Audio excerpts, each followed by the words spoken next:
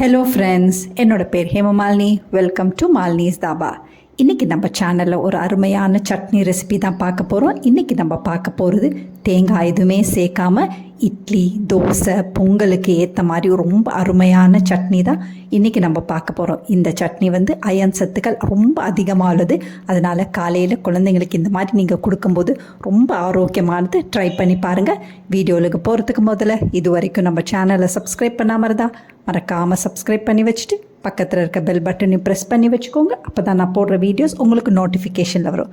வாங்க டிலே பண்ணாமல் வீடியோவுக்கு போகலாம். இப்போ சட்னி செய்ய ஆரம்பிச்சிடலாம். அதுக்கு அடுப்பில் கடாய் வச்சுருக்கேன். இதில் 2லேருந்து 3 டீஸ்பூன் அளவுக்கு எண்ணெய் சேர்த்துக்கோங்க. எண்ணெய் நல்லா சூடானோன்னு கொஞ்சமாக பெருங்காய கட்டி சேர்த்துக்கோங்க. அதோட 1 டீஸ்பூன் உளுந்து, 1 டீஸ்பூன் கடலைப்பருப்பு சேர்த்துக்கோங்க.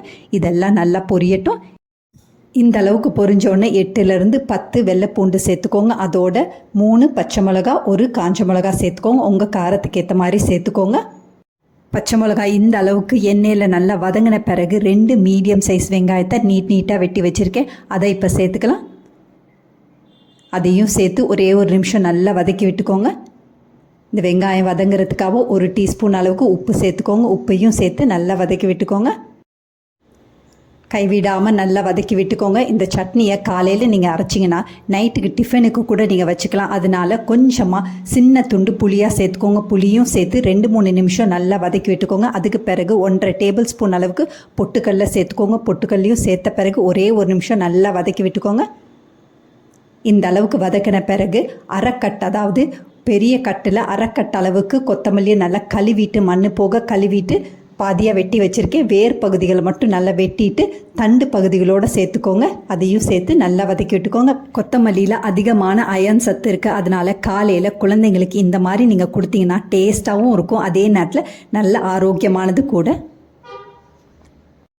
இந்த வெங்காயமும் கொத்தமல்லியும் நல்லா சூடு ஆறின பிறகு சின்ன மிக்ஸி ஜாரில் சேர்த்து நைஸாக கொஞ்சமாக தண்ணி ஊற்றி நைஸாக பேஸ்ட் மாதிரி அரைச்சிக்கோங்க. இந்த மாதிரி இதை ஒரு சின்ன பவுலுக்கு மாற்றிக்கலாம். மிக்ஸி ஜாரில் 1/4 கப்லேருந்து 1/2 கப் அளவுக்கு தண்ணி சேர்த்து நல்லா கலந்துட்டு அந்த தண்ணியும் இப்போ சேர்த்துக்கலாம். அதிகமாக தண்ணி வேணுனாலும் அதிகமாக தண்ணியாக சேர்த்துக்கலாம். நீங்கள் உங்களுக்கு தண்ணி சட்னி வேணும்னா இன்னும் ஒரு 1/2 கிளாஸ் அளவுக்கு தண்ணி சேர்த்துக்கலாம். இதையும் சேர்த்து நல்லா கலந்து விட்டுக்கோங்க. இந்த சட்னிக்கு இன்னும் சுவை கொடுக்கறதுக்கு ஒரு தாளிப்பு ஒன்று கொடுத்துடலாம். அதுக்கு இரும்பு பேன் அடுப்பில் வச்சுருக்கேன். இதில் 2 டீஸ்பூன் அளவுக்கு எண்ணெய் சேர்த்துக்கோங்க. எண்ணெய் நல்லா சூடானோன்னு 1 டீஸ்பூன் கடுகு, 1 டீஸ்பூன் உளுந்து சேர்த்துக்கோங்க. அதோட 2 காஞ்ச மிளகாவை நல்லா இந்த மாதிரி கிள்ளி போட்டுக்கோங்க. இதெல்லாம் நல்லா பொரியட்டும். இந்த அளவுக்கு நல்லா பொரிஞ்சோடனே கொஞ்சமாக கருவேப்பிலை சேர்த்துக்கோங்க. கருவேப்பிலையும் நல்லா பொரியட்டும். இந்த அளவுக்கு கருவேப்பிலை பொரிஞ்சோடனே நம்ம சட்னியில் சேர்த்துக்கலாம். காலையில் இட்லி, தோசை, பொங்கல், அதே நேரத்தில் இதே சட்னியை நைட்டுக்கு டிஃபனுக்கும் வச்சுக்கிற மாதிரி ஒரு அருமையான சட்னி இப்போ செஞ்சு பார்த்துட்டோம். இதே மாதிரி அளவுகளோடு நீங்களும் இந்த சட்னியை செஞ்சு பார்த்துட்டு எப்படி இருக்குன்னு கமெண்ட் பண்ணுங்கள். பிடிச்சிருந்தா இந்த ரெசிபியை உங்கள் ஃபேமிலி ஃப்ரெண்ட்ஸோடு ஷேர் பண்ணுங்கள், லைக் பண்ணுங்கள், சேவ் பண்ணி வச்சுக்கோங்க. இந்த மாதிரி ஆரோக்கியமான, அதாவது அயன் சத்து நிறைந்த சட்னிஸ் வேணும்னாலும் மறக்காமல் நம்ம சேனலை சப்ஸ்கிரைப் பண்ணி வச்சுக்கோங்க. தேங்க்ஸ் ஃபார் வாட்சிங் ஃப்ரெண்ட்ஸ்.